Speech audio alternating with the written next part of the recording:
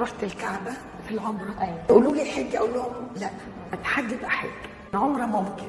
سجدت، دعيت، قلت يا رب كرهني في المسرح، جعله شيطان بالنسبة لي. كان عشقي للمسرح ما حصلش، اتحط في بقي هذا الكلام، قلت عايزة احبش المسرح، ودعيت ارزقني بعمل صالح ووفقني في شغلي. كل ده قلته لاول مره ابكي بالطريقه دي وانا ساجده، بكيت كتير قوي ومشيت.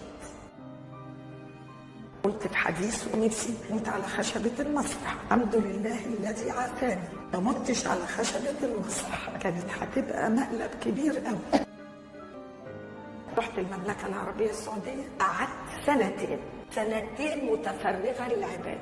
تأقلمت، قريت، فهمت، فكنت سعيدة جدا. قراءات علمتني حاجات كتيرة. جوزت رجل دين كمان أعني على ديني وديني اهو دلوقتي.